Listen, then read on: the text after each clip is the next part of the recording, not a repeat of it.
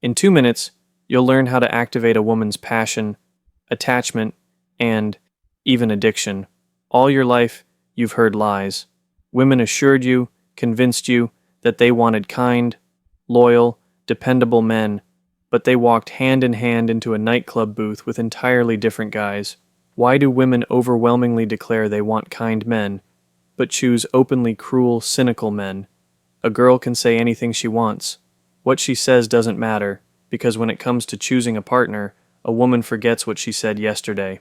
She simply acts based on her biology, triggers, past traumas, in short, her emotions. If a girl starts telling you a fairy tale about wanting to meet a kind prince, just ask her who she chose yesterday, who she was most in love with, and who she suffered over the longest. That's the kind of man she truly wants.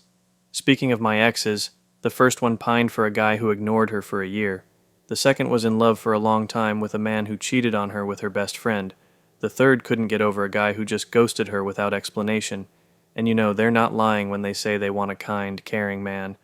The problem is the woman actually believes it. But if you ask the logical question, okay, but why do you choose someone else? Why?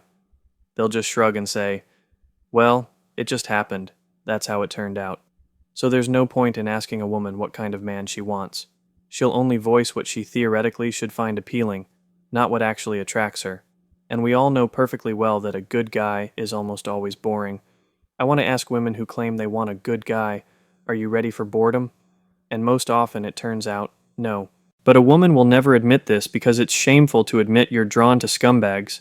So society and parents demand a sensible choice from women, while instincts demand emotional roller coasters. And what do we end up with? A woman writes in her profile, values care and loyalty. That same woman a month later. He's been ignoring me for 4 days. He must be special. It's a common observation. The less interested you are in a woman, the louder she screams to her friends. He's all mine. And every guy has encountered this phenomenon. You can pursue her for 6 months, but she'll inevitably fall for the guy who doesn't read her messages, the one whose every photo she's unilaterally liked. When the caring guy texts her daily, "Good morning, sunshine. How did you sleep?" she replies curtly, "Fine." But when the psychopath doesn't respond for a day, she's already calling her friend saying, "Listen, there's some special karmic connection between us. I can feel it." In general, for most women, love isn't a logical choice, but simply a dopamine-oxytocin reaction. And there's a small percentage of women who can honestly admit to themselves and say, "Yes, I love him because he doesn't love me." The rest will deceive themselves every time for the rest of their lives. So right now, every woman who complains about men should admit that she pushed away the one who was normal, she drove away the one who was reliable, and she overlooked the one who wanted a family with her, and such people were definitely in her life. It's a classic scenario. She'll defend a jerk until she's hoarse and devalue a good man. In other words, in a diamond, she looks for flaws, and in crap, she looks for gold. And it's all quite simply explained. For hundreds of thousands of years, self-confidence, audacity, and even aggression were key markers of survival. Those who could make quick decisions, strike first, seize resources, perhaps even take them, and defend boundaries survived. And this instinct hasn't disappeared with the advent of iPhones and almond milk lattes. In other words, the female brain is still looking for someone who doesn't overthink. A good man, an intelligent man, always overthinks. He worries if he acted correctly, if he did the right thing. It's important to him. He always thinks before saying something. He analyzes how to understand a woman's feelings, how to react. He doubts himself, doubts his abilities. He often adapts. And for the female brain, these are all markers of weakness. So when a woman says she wants an understanding, kind man when she meets him, those words come from the prefrontal cortex. But the attraction to a man is born in the limbic system. That's the contradiction. What can be said about men? A man's behavioral pattern in relationships is highly dependent on serotonin levels. Men with low serotonin levels are most often womanizers, pickup artists. Their sensitivity to social connections is weakened. They don't particularly value relationships. Their empathy is weakened. They don't care what you feel. It's difficult, almost impossible, for a woman to manipulate them. Why? Because they don't care. They also lack any need for stability. They easily break up relationships without feeling guilty. Such a person usually just does what he wants. And in female biology, temporarily, such a person is perceived as a very strong rebel, although there's no real strength in him. You can compare it to a situation where you clash with some drunk jerk on the street or, say, in a store, and he says, "Let's take this outside." He says that not because he's brave, but because he has nothing to lose, and you have people waiting for you at home. An adequate person calculates risks. He feels some responsibility for someone, he predicts events, but such a person does not. But in the moment, it looks like dominance, and in reality, it's mostly just stupidity. However, if a man has a high serotonin level, then his empathy is developed. It's very important to him what the woman thinks, what the woman feels.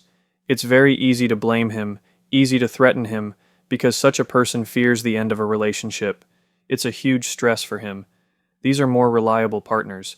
But such people don't particularly impress women because there are no emotional roller coasters, no challenge, no anxious attachment. They don't demonstrate the chaos that a woman's brain interprets as dominance. And the whole problem is that when a man is balanced, stable, the woman's dopamine reward system might not activate. What can we conclude? A healthy man always loses to such a traumatized woman in the long run.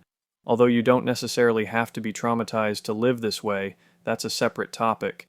A healthy man, in most cases, loses to some inadequate guy, even if he surpasses him in most parameters, because a woman is attracted to someone who doesn't ask permission for his masculinity, who isn't afraid of being judged, who doesn't hesitate but acts immediately. A psychopath can strongly attract, hook, and leave an emotional mark in a woman's memory, but he cannot build a normal relationship. Not just with a woman, but even friendships. If a woman says she wants a kind man when you meet, you should ask her to name the last kind man she suffered for, worried about, or at least felt drawn to. We'll wait, and you might have to wait a long time. This is a simple trick that knocks out 99% of problematic women in the first round. Many men want to be good, but also want to be desired like some scumbag. That's not how it works. While you're analyzing whether you answered her correctly, the psychopath has already taken her number and ridden off on his bike. Not because he's strong, but because he just doesn't care about anything. There are women who say, "Oh, I fell in love because I was young and foolish." No, sweetie, you were real. You're being foolish now if you think nothing like that will ever happen in your life again. Most good men, good guys, are merely an intermediate stage. They're a transitional point between two jerks, the ex and the one who's definitely waiting for her in the future. The exact same kind of person. She's already programmed to meet him, so you're sitting with her on the first date, getting to know each other, and it's already clear what's going to happen next. The theory is as follows. There's an observation that after toxic relationships, a woman might gravitate towards more normal ones for a while. Perhaps this also works like a principle of contrast, the same way you want a sauna after a cold plunge, and a cold plunge after a sauna. There's a similar effect, but in reality she doesn't need normalcy. So, of course, she's with you temporarily. She'll mimic, she'll give mostly correct answers. The impression you'll get from the woman is that she's sensible, but her past will, of course, give her away, so it's absolutely necessary to examine it. Many don't do this, and every second marital infidelity, you know what the scenario is?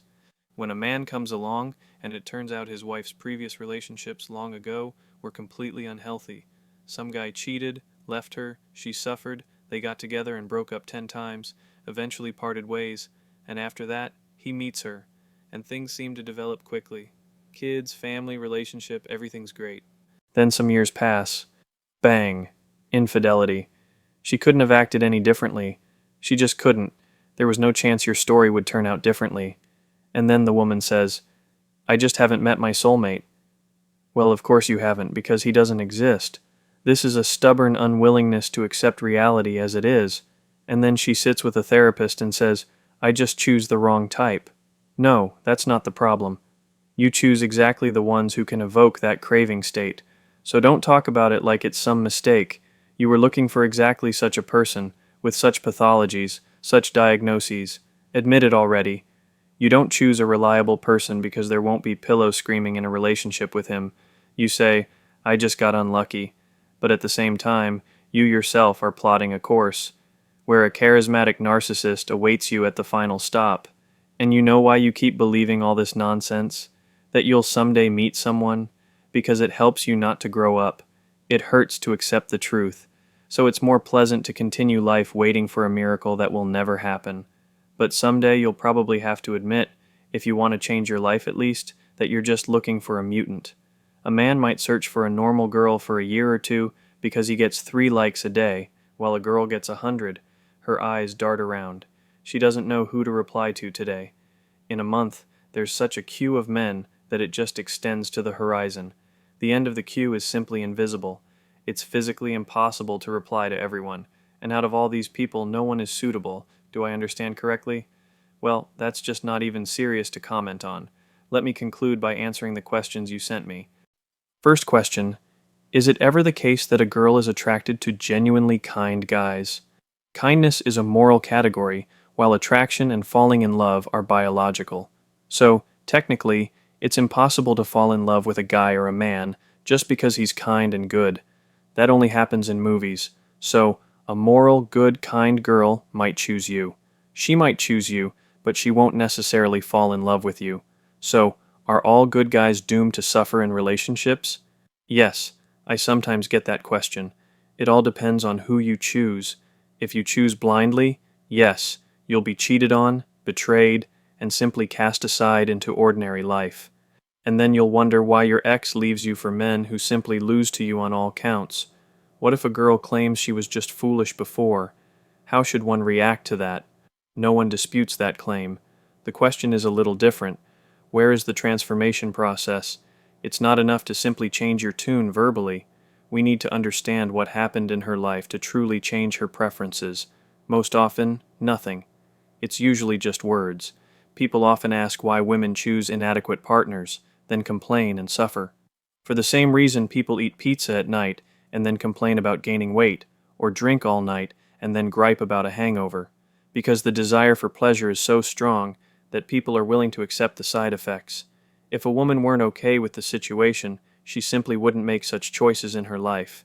Many ask, is there a chance that after such a psychopath, after a relationship with him, she will still choose and love a normal man? The probability is very low. Such a woman can, of course, enter into a normal relationship with a kind, caring man, but not for long and with one goal, simply to lick her wounds. But as soon as she gets bored, and she will get bored, she'll go looking for a new man.